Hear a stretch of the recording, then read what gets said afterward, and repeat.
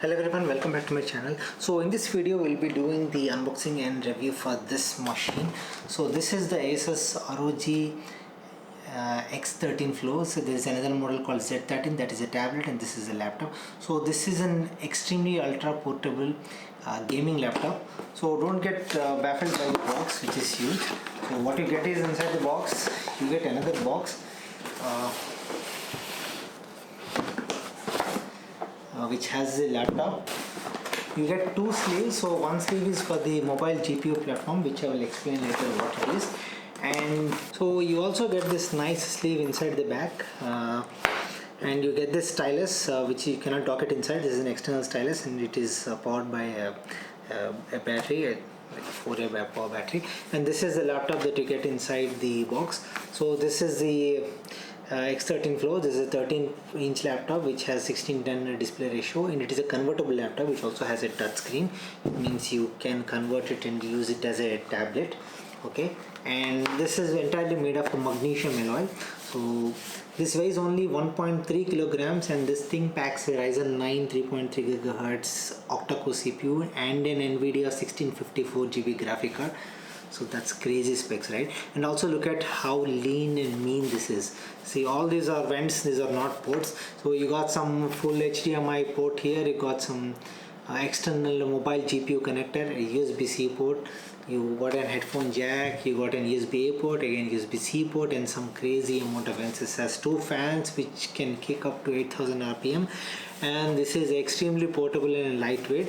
The back panel is still plastic though, and the stylus is also of very good quality, and it has a full HD 120 Hz panel, and there is another model which also has a 4K panel, and this thing costs around 95,000 to 1,20,000 depending upon the configuration. So let's get into the performance and usability and cons of this laptop. So coming to performance and usability of this laptop, so it boots up very fast. It has a fingerprint scanner on the power button.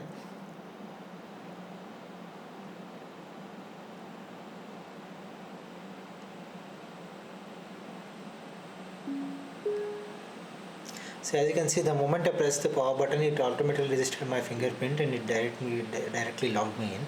Okay, so speaking of specs that it has, so it has a Ryzen 9 octa-core CPU, and it has an Nvidia GeForce GTX 1650. I mean, I'm even surprised that Asus was able to fit in entry-level GPU itself, considering the profile of this laptop. And it has two fans. And it has 16 GB RAM, which is soldered RAM, so you cannot upgrade it, and it has 1 TB SSD. Also this is a model of 512 gigabytes SSD model. The SSD is upgradable, and the interesting thing is the double LAN card is also upgradable, but I don't know why. And the keys look great. It has fixed keys for this volume up, mute, and the Armory Crate application, and you can change the fan profiles, CPU profiles and all those. The screen is reasonably bright for being a full HD and 120 Hz panel, but it feels really smooth, especially when you are opening web pages and you're scrolling through content and all. So yeah, so it looks great. The touchscreen response is very good, so as good as an iPad. And so let us look at how much benchmark does it does on Cinebench.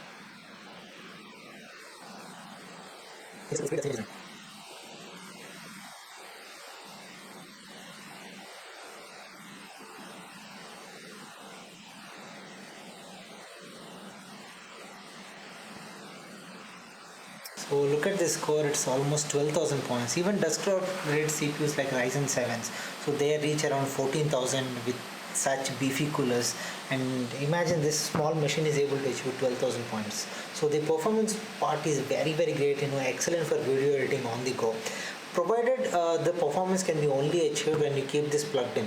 So this one has a 100 watts charger. This is not like 60 watts like the regular one. It's a power delivery charger. You can use it for mobile phones and whatnot, but you need to keep it plugged in to achieve that amount of performance. If not, it will throttle down very fast. Okay, okay. And also the screen is like 16:10 ratio, so there's a lot of web content that you can see, especially if you're browsing. You can see a lot of content there. This is not wide angle screen, so this is reasonably good for movies, but it is definitely not great for movies. And also the screen articulates to whatever direction you can keep this, like the Asus call it tent mode, camp mode, and different sort of mode. And you also get a stylus with this Asus. You cannot dock the stylus inside the laptop, but this is standalone stylus, and it has a battery that you need to replace time to time. And the response of the stylus is also very good. It's fast. It is not as fast as the iPad, but it is good and quick. And so coming to the speakers, it has two speakers on the bottom, one here and one here. So the sound quality is not that great.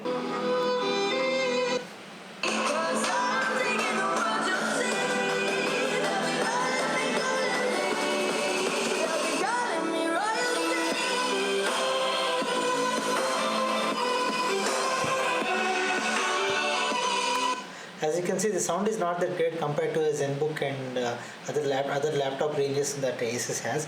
But there is no other laptop in any other brand at this price range which offers this set of performance. So performance-wise, this is an excellent machine.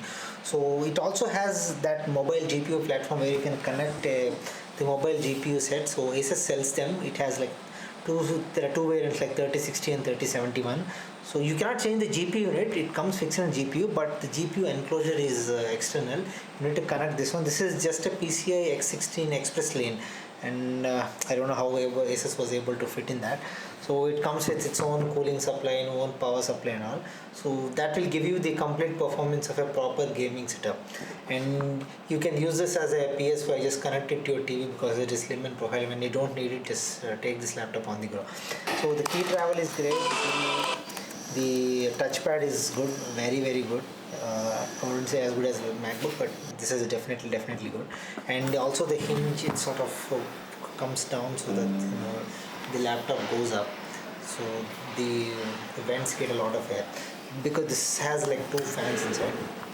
And the Asus also designed the motherboard, which is a new design. It has two fans, as you can see, and all the thermals are very well managed, and you can see a lot of copper piping along with the battery And coming to battery life, it is decent. You will get around like 8 to 9 hours of battery life, but remember, this is like a very powerful machine, and if you're going to run a lot of applications on battery power, that is going to kill the battery power very easily.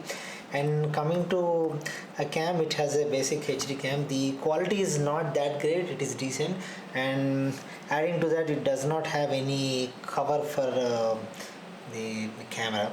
And the screen brightness is decent, as you can see, but I would have expected OLED screen, but maybe Asus didn't go for it because it would create all the burn-in issues. But Asus OLED screens are like very good and very bright. So coming to the negatives of it, there are not many cons that this laptop has. One major con is the amount of heat it generates. It heats up crazily fast. So it heats up so hot that you literally fry your thighs when you are using it. So if you are using some editing and all, so it heats up very quickly and very just unbearably hot. So we'll run the Cinebench again, and adding to that, the fans get very loud. So if you are sitting in a quiet room, so that is going to create disturbance for you. Just listen to this sound of the fans here, okay. And also look at these RPMs. They get crazily fast, like 8,000 RPM for CPU fans, and sometimes the GPU fans kicks around to 9,000 or 8,000 RPM. And also look at the temps. The CPU is at 81 degrees, and this is in turbo mode. So there is too much power packed in a too little machine. So that I can say that. So we'll have to live with it for the compromise. That compromise that you'll have to make for the performance that it offers. And adding to that, another negative that you have observed is look at this paint quality here. So if you can observe it carefully, so it started sort of chipping away already.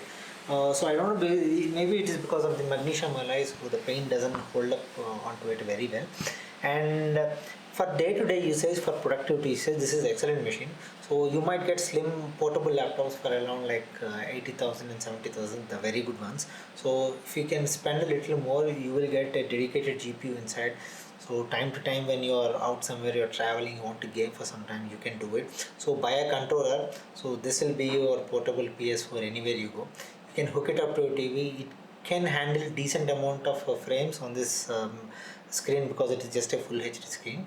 And if you buy the 4K model, that is going to struggle a little bit because it only has a 1650 graphic card with only 4 GB of memory.